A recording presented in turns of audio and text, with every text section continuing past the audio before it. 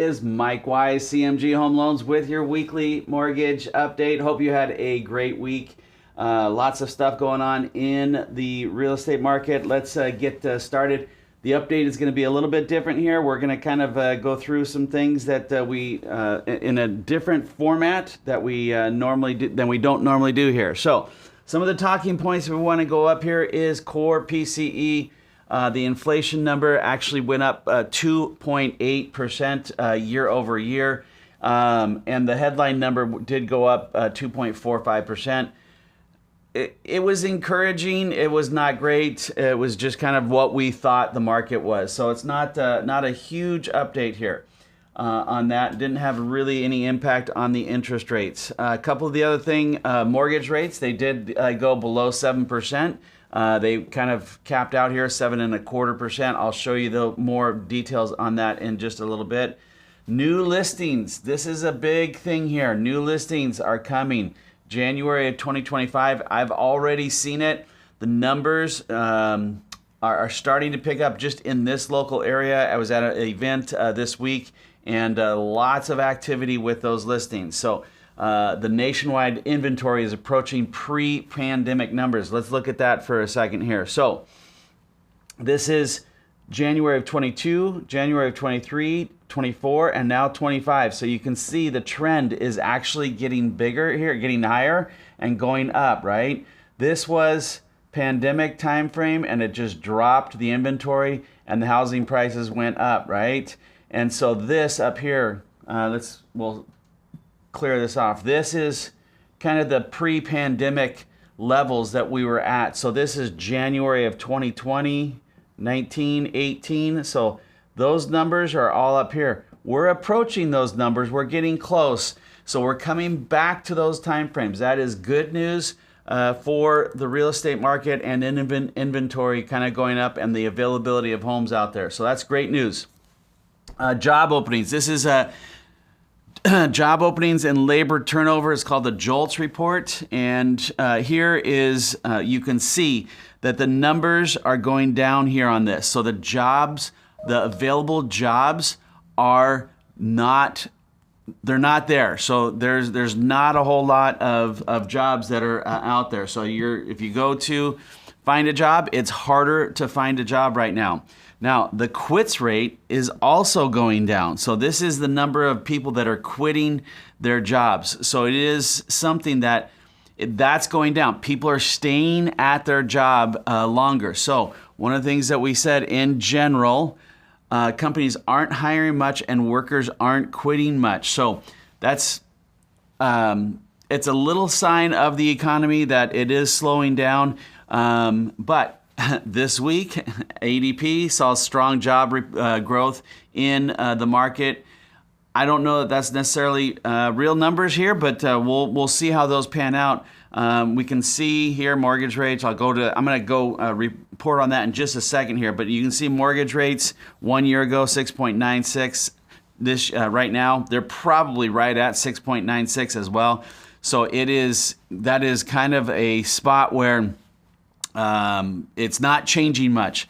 I do see some changes to that going forward though. So let's take a look at, I'm going to go back to a couple of numbers here that I want to touch on. One is let's see here, we're going to go back over here to today's report, right? This is the employment. They added 143,000 jobs.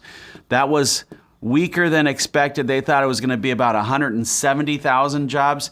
That's gone down a little bit, but the unemployment rate, it went down to 4% from the 4.1%. So a little bit of kind of changes there. The unemployment numbers, or the revisions for the previous 2 months in November, December, were revised up by 100. So this was a mixed bag as far as the report here. Doesn't quite give the Fed kind of the gumption to lower interest rates. So I don't think that we're going to see any lowering of the rates. In fact, if I go back to this report here, we're going to go back and we're going to see, let's see here, right in here, there's really not any chance, 86% in March, 59% in May, that they're going to keep They're going to remain at the 4.25% to 4.5%. So unless things change, which they can change here with what's going on in with the government and all the changes that are being made. So one of the things that I want to show you, well, that's the wrong one that I wanted to go to here. So let's go to right here. So one of the things that I wanted to show you is this report. This is the Bureau of Labor Statistics and kind of where the jobs were over the last 12 months and where they were hired. So these are the non-farm payrolls. This is the private sector. And then we start to break it down. This is the servicing. Here is education. So this is a big number. And then when you hit the next highest level, it is the government. Reason why I want to point that out, a lot of activity going on in the government right now and all the changes that are going on. They did a lot of the hiring over the last 12 months. That has impacted the numbers. In addition to that number, we've had a lot of revisions over the last 12 months. So what I'm trying to say is government's hired a lot of people. It sounds like there's going to be a lot of people let go here in the government here in the near future. That number is going to go down. It's going to affect our numbers that we see on the unemployment numbers here. So that is going to go up over the next couple of months. We're talking, let's see here, mortgage rates. This is what we talked about earlier. Let's see here. So these are kind of 30-year fixed rates, 7% as of this morning. 15-year, 6.37. Jumbo rates, slightly higher.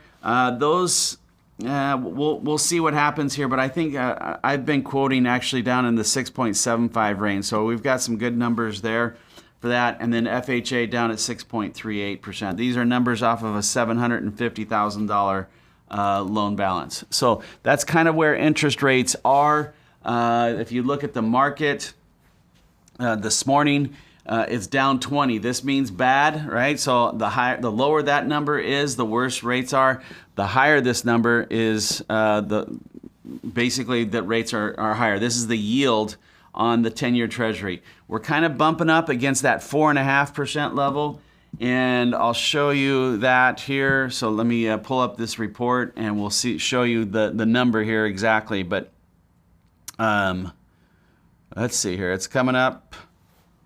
Hopefully, at the end of the day, I'll let it go here. But basically, we went below that. We were down at the 4.43%.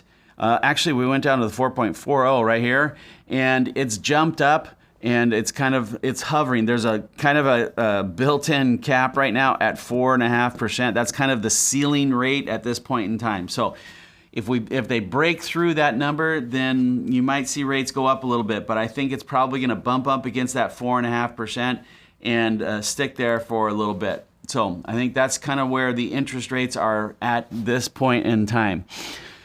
Let's see here. What I wanted to show you. I went over that. I went over mortgage rates, employment. Okay, now I want to just end with our list reports, list and lock report.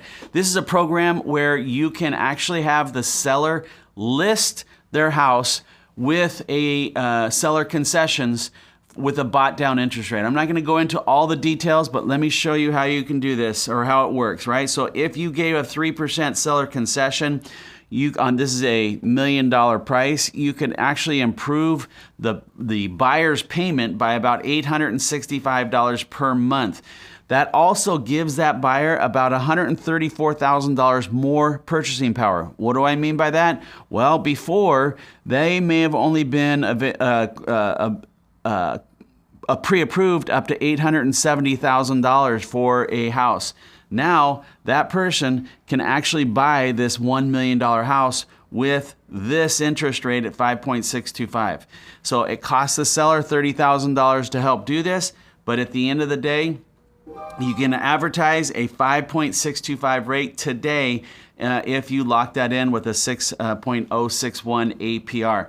Now, pro tip here, if the seller wanted to not pay for that, you can increase the sales price by $30,000, and that will actually pay for the 3% buy down. But this is a great program that we have to offer at CMG. Nobody else has this.